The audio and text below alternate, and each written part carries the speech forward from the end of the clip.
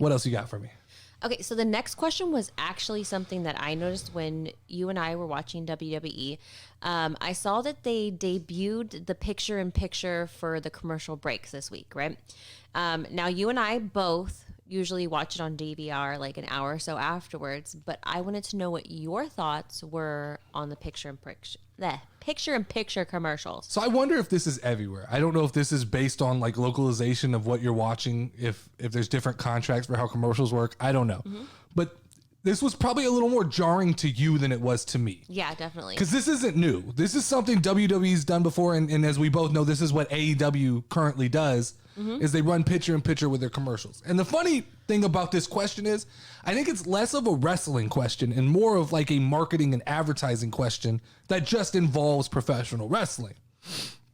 WWE has a duty to make their advertisers happy.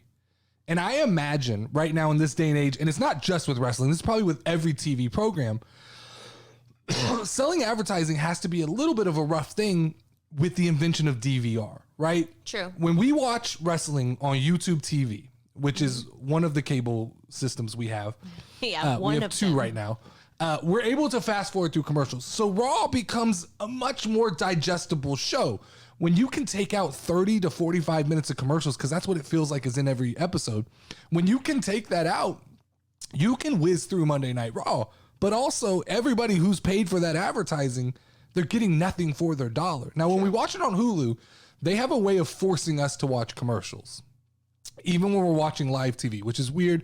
Don't like it. It's why I still have an affinity for YouTube TV. It's commercial for YouTube TV there, right there. But I noticed this week, what we did was we ended up watching the commercials, right? Because as a group, we kind of decided, we don't want to miss anything. Well, also, I personally was like watching the commercials instead of watching the wrestling. Well, so it was effective, basically. Yes. What WWE was effective. What I was trying to say was, I guess you got me once. You got me once, WWE. You got me. I'm watching the commercials. I'm watching what's going on. Because there's this like FOMO feeling of like, I don't want to miss anything that I can see in wrestling. But the reality is that's all shit we miss normally. They're not going to put any big spots in that commercial break. They're not doing anything we're going to miss in that commercial break. That is dead time. It's planned out within the match. The wrestlers know when it goes to commercial. You're not supposed to hit big spots.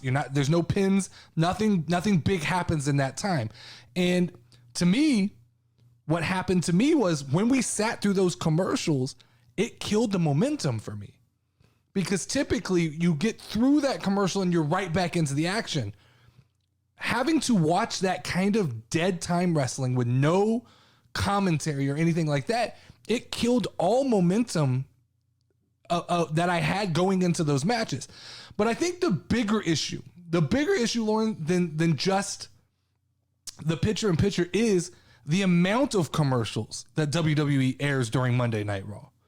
At one point in time, we were watching the Mysterios and the Judgment Day, and I think we all commented that there was probably more commercials than televised match. Yes, definitely. And how are we supposed to, as they continue to just fucking flop on the Judgment Day, how are we supposed to take things seriously when, like, you're not taking the Judgment Day seriously? You've put Papa John's and Pizza Hut and McDonald's on the screen while I'm watching them, and how am I supposed to be interested when every 5 minutes, it's not even 5, it felt like 3, every 3 minutes they're cutting to a commercial. It was crazy. I still believe that Monday Night Raw needs to be a 2-hour show. Raw has to be 2 hours, just like SmackDown. This 3 hours is just too much. If they really want 3 hours of programming, what they need to do is they need to have like a special hour of NXT, even an hour of last week's NXT run into Monday Night Raw programming. Because if I go to turn on Monday Night Raw 15 minutes early and there's Braun Breaker and Cameron Grimes having a main event match, I'm probably going to tune in and watch. And if I watch that match, more than likely I'm going to go, I'm going to investigate that deeper, and I'm going to go watch NXT that week to see what this is all about. 3 hours is just too much.